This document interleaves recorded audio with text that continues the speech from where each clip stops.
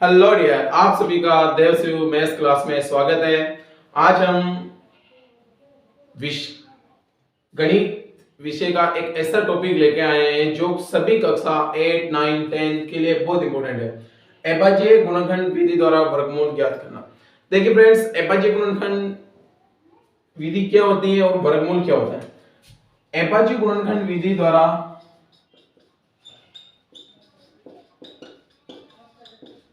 अभाज्य गुणनखंड विधि द्वारा वर्गमूल ज्ञात करने के लिए हमारे को सबसे इसमें इंपॉर्टेंट है भाज्यता के नियम। अगर हमारे को भाज्यता के नियम पता होंगे, भाज्यता के नियम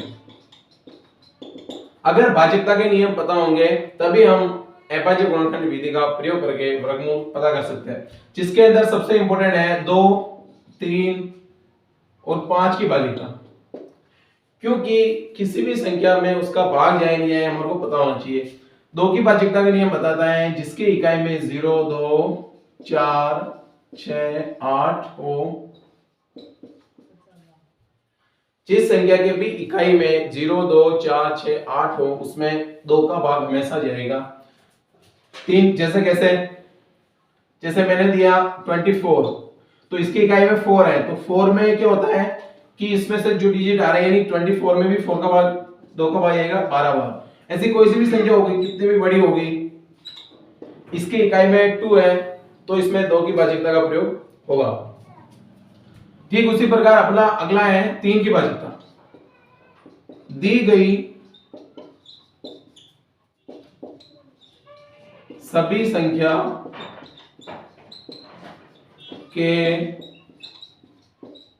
अंकों के योग में यदि 3 का भाग जाए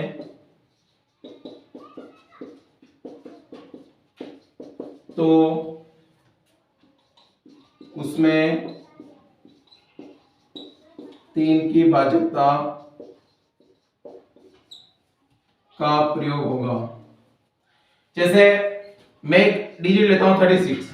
अब 36 के अंदर तो भी 2 का भाग जा रहा है क्योंकि इसके इकाई में 6 है। अब हमारे को 36 नहीं लेके 3, 3, 1, 5 33,315। अब इस संख्या के अंदर 3 का भाग जाएगा नहीं, पता करना है तो दी गई सभी संख्या के अंकों के योग में 3 का भाग जाए तो उसमें 3 के 3 3 6 3 9 और एक 10 5 15।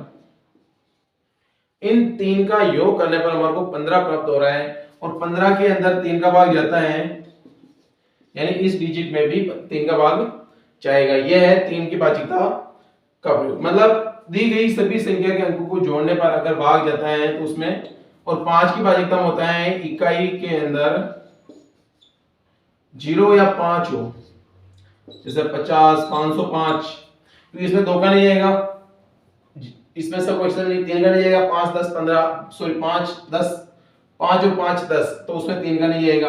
अब देंगे 4 के लिए क्या करते हैं, 2 डिजिट इकाई में दाई में अगर 4 का भाग जाता है तो उसमें 4 की भाज्यता प्रयोग होगा। लेकिन 4 का प्रयोग करने की जरूरत नहीं है, जिसमें 4 में जाएगा उसमें 2 का भी जाएगा। 5 का होता है जिसकी इकाई में 0 और 5 हो। और अगले वीडियो हम डालेंगे उसके अंदर सारे भाज्यता के नियम एक्सप्लेन कर देंगे, तो उस वीडियो को देख लेना। ये रहे 2, 3, 5 की भाज्यता सबसे इंपॉर्टेंट है। अब करते हैं अभाज्य गुणनखंड विधि द्वारा वर्गमूल ज्ञात करना। देखिए फ्रेंड्स, पहले वर्गमूल क्या होता है, सबसे इंपॉर्टेंट है वर्ग और वर्गमूल होता है क्या है। तो वर्ग होता है वर्ग और वर्गमूल में अंतर।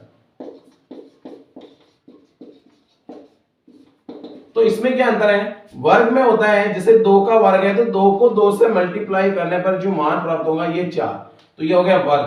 जैसे 12 का है तो 12 को 12 से गुणा करने पर जो भी इक्वेशन प्राप्त होगी वो कहलाती है वर्गमूल।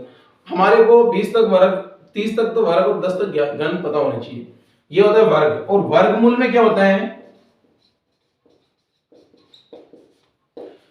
संख्या के जोड़े बनते हैं, जैसे 2 गुणा 2 गुणा 2 गुणा 2 गुणा 2 गुणा 2, एक मेरे पास एक टुकड़ा है, 1 2 3, तो ये 2 गुणा 2 गुणा 2 यानी 8, इसका वर्ग हो गया 8। यानी कि संख्या को संख्या से गुणा करने पर वर्ग आता है और उसके जोड़े बनाने पर हमारे को वर्गमूल प्राप्त होता है। देखते हैं हम अब एबाजी गुणनखंड विधि का प्रयोग करके वर्ग एबाजी वर्गमूल ज्ञात करते हैं। तो सबसे पहले ए 421, एबाजी गुणनखंड विधि का नियम यह है कि सबसे पहले छोटी से छोटी संख्या को भागा जाता है, 2 3 5 7 ऐसे। और तो सबसे पहले इसमें 2 का भाग देंगे, 2 की भाज्यता है इकाई में 0 2 4 6 और 8 होना चाहिए, तो इसमें से कोई सा भी नहीं जाएगा। 3 के लिए होगा, 3 के लिए हमारा को है, दोनों को जोड़ लो, 4 4 8, 8 और 1 9, तो 4 प्लस 4 प्लस 1 इक्वल टू 9, 9 में 3 का जा रहा है, इसका मतलब इसमें 3 का भाग जाएगा। अब 3 का भाग इसमें कितनी बार जाएगा, तो करो 4 एकम 4। अब तुम ऐसे भाग भी देख सकते हो, अगर डायरेक्ट नहीं आ रहा है, 3 एकम 3, 1 बचा 14, 3 हम 3 3 6 3 9 3 चौक 12, बच्चा कितना है 2, 1 इकाई 21, 3 7 है 21, तो ये हो गए 3 का दिया 147 बार। अब वापस किसका जाएगा, इसमें 3 का जाएगा नहीं जाएगा, 4 1 5 और 7 5 12, 12 में 3 का जाता है, इसमें डायरेक्ट देते हैं, 1 में नहीं जा रहा, 2 का 3 चौक 12, 12 के 2 बचे, 3 9 3 27। अब तो इसमें डायरेक्ट 7 के जाएगा, 7 फिर 7 का गया 1, तो इसके एबाजी गुणनखंड आ गए हमारे पास 441 के 3 गुणा 3 गुणा 7 गुणा 7। अब एबाजी गुणनखंड आने के बाद हमारे को करना होता है वर्ग, अगर पता है वर्ग मूल निकालना है, दो संख्या के जोड़, दो संख्या के जोड़े, और अगर घनमूल निकालना है तो 3 संख्या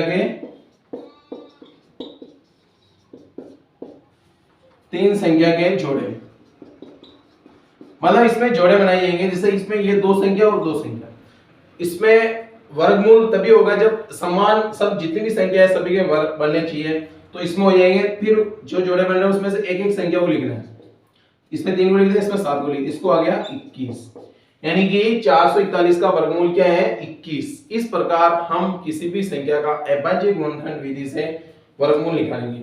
वर्गमूल निकालने के लिए 2 के जोड़े और घनमूल निकालने के लिए 3 के जोड़े। अब निकालते हैं 1024 का। तो देखो 1024 में भी वापस भाग दो, भाज्यता का नियम 2 का देंगे, 0 2 4 6 और 8, तो इसमें 4 आ रहा है, 2 का दिया 10 में 5 बार, 2 का दिया 2 में 1 बार, 2 का दिया 4 में 2 बार, फिर वापस 2 का दिया 5 में 2 बार, 1 बच गया यहाँ पे, 2 का दिया 11 हो गए, 11 में दिए 5 बार, 1 बच गया, 1 यहाँ पे, ये हो गए 6, वापस 2 का जाएगा 6 आ रहा है। सबसे पहले जितनी बार 2 का जाए उसी का देना है, 2 का दिया 1 बार, इसमें गया 2 बार, 1 बचा यहाँ पे, यहाँ 8 बार, फिर वापस 2 का जा रहा है 6 बार और 4 बार, फिर 2 का जा रहा है 3 बार 2 बार, फिर 2 का जा रहा है 16 बार, फिर 2 का जा रहा है 8 बार, फिर 2 का जा रहा है 4 बार, फिर 2 का जा रहा है 2 बार, फिर 2 का जा रहा है 1 बार। तो इस प्रकार इसमें पूर्ण संख्या 2 से ही, अब इनका जोड़े बनाते हैं। 1024 बराबर 2 गुणा 2 गुणा कितनी बार आ रहा है, 1 2 3 4 5 6 7 8 9 10,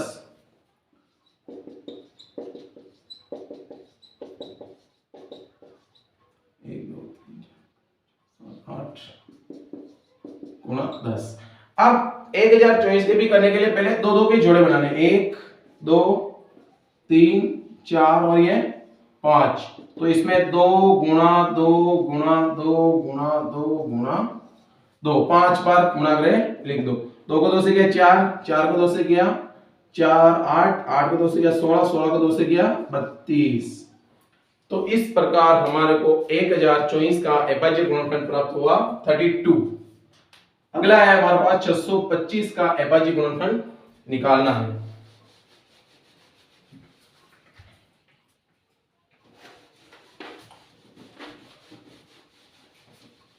आइए देखते हैं 625 के भी अभाज्य गुणनखंड 6 2 5।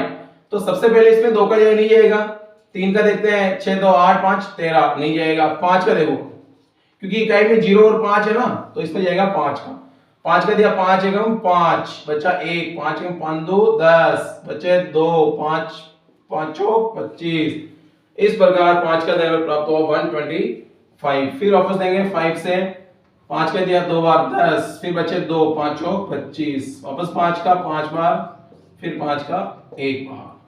तो इस प्रकार 625 का प्राप्त हुआ 5 गुणा 5 गुणा 5 गुणा 5, 1 और ये 2, 25। 625 किसका वर्गमूल है? 25 का। अगला देखते हैं 6084 6084 तो सबसे पहले इसमें भाग जाएगा 2 का, क्योंकि इकाई में 0 2 4 6 8 में से डिजिट आ रही है। 2 का दिया, इसमें गया 3 बार 0 का 0, फिर 4 बार 2 बार, फिर 2 का दिया 15 बार 2 बार 1 बार। अब किसका जाएगा? देखो 5 और 1 6, 8 और 1 9, 3 का जाएगा। तो यह गया 3 का, इसमें गया 5 बार, और यहाँ अब देखो इससे छोटी आ रही है तो 1 0 भाग देंगे तो 0 निकलेंगे, क्योंकि 15 21, 3 का देगा 3 5 15, 15 5 0 21। जब 2 डिजिट साथ में करते हैं 0 यहाँ आ जाएगा। 3 7 21 यानी 560। अब देखो वापस 3 का जाएगा नहीं जाएगा, तो 5 7 5 12 वापस जाएगा 3 का। 3 एकम 3 बचे 2, 3 6 18 बचे 2, 3 9 27।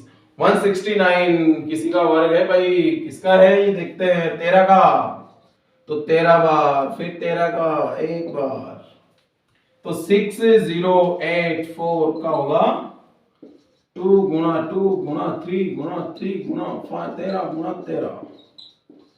दो के जोड़े 1 2 3 1 2 ये 3 गुणा करा 2 को क्या 6 3 78, तो ये हो गया 78।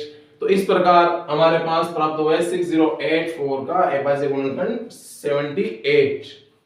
अब करते हैं 1600। ये तो बहुत सिंपल है दोस्तों। 1600 सबसे पहले 2 का जाएगा 800 बार, फिर 2 का गया 400 बार, फिर 2 का गया 200 बार, फिर 2 का गया 100 बार, फिर 2 का गया 50 बार, फिर 2 का गया 25 बार। अब 2 का जाएगा 5 का जाएगा, फिर 5 का दिया 1 बार। तो इसको लिख लो 1600 बराबर 1 2 3 और 4 बन रहे हैं। 1 2 3 1 2 3 4 1 2 3 और ये 4 गुणा करने पर आ जाएगा 80। तो फ्रेंड्स इस प्रकार हम किसी भी संख्या का अभाज्य गुणनखंड विधि द्वारा निकाल सकते हैं, लेकिन इसके अंदर इंपॉर्टेंट ये है कि भाज्यता के नियम पता होने चाहिए।